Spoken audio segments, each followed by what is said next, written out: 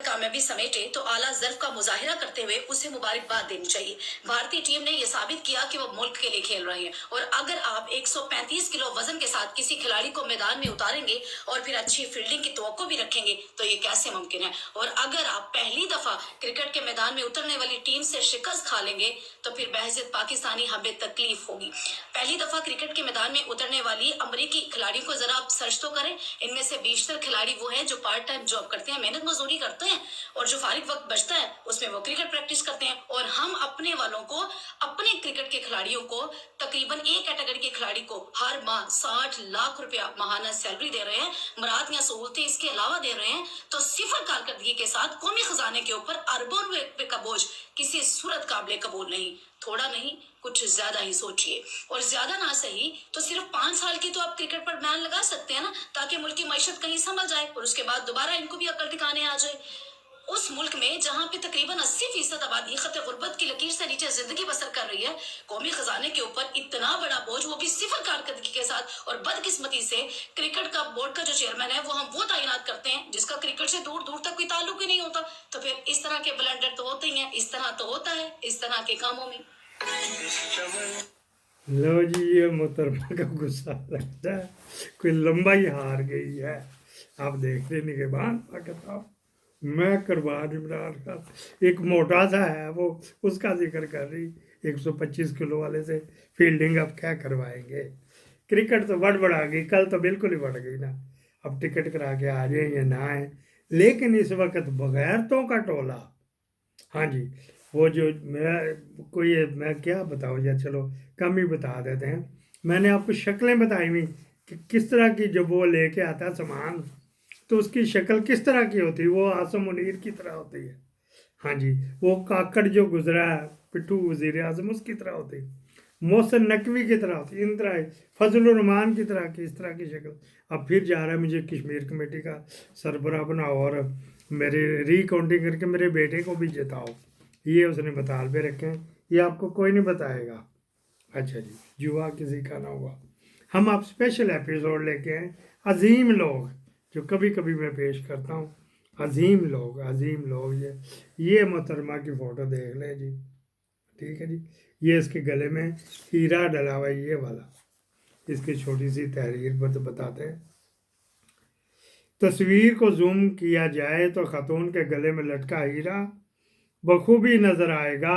254 किरात का यह हीरा मशहूर ज़माना कोहे नूर हीरे से दुगनी जिसामत और वज़न रखता है।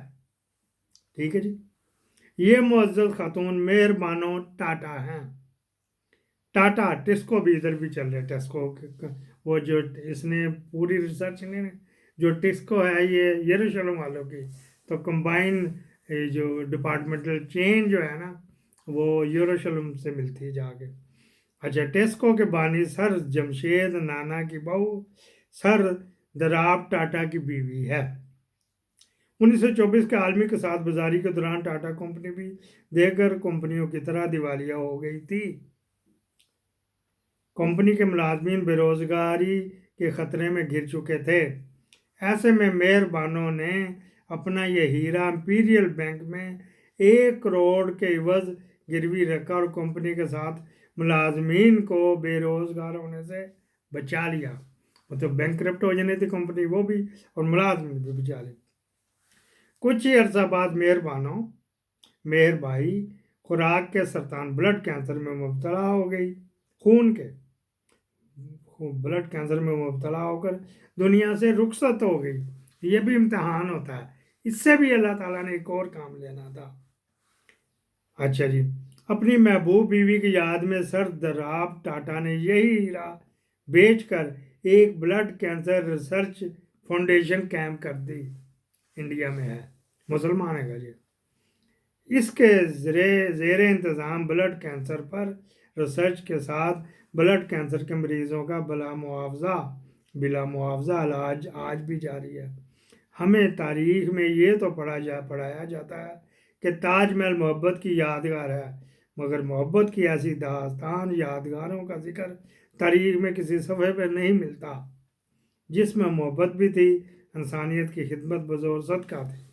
ये तो होगी टाटा भाई।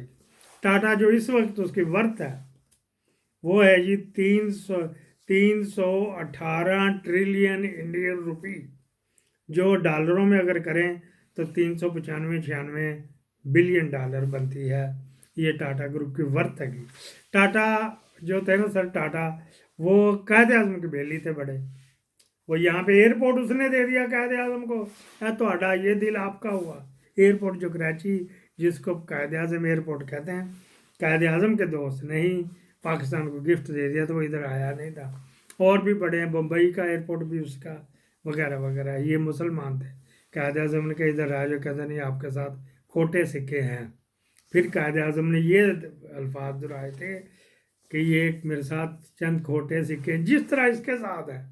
قائد اعظم بھی خاموش ہی رہا، دارواڑ کو لتر ماروں کے غاف شریف کے، یہ بھی خاموش ہی رہا. کہ مجھے پتا کون کون سے ہیں، کن کن کے ساتھ کیا کیا چلتے ہیں. تو یہ عظیم لوگوں کی داستانوں میں سے ایک میں نے سنانی تھی. یہ جو تھے نا مہربانو ٹاٹا، یہ ان کے تھے. یہ مسلمان ہیں. اور میرا خیال آغا خان شیعہ سے جو بگڑے ہوئے ہے کہ کلمہ پڑھنے والے، کلمہ کو ہیں، پنجتن کو مانتے ہیں، نبی کو آخری نبی مانتے ہیں، صحابہ کرام کو بھی مانتے ہیں، اور خلفائے راشدین کو بھی مانتے ہیں. آپ کے فیڈ بیک کا منتظر. پاکستان زندہ باد.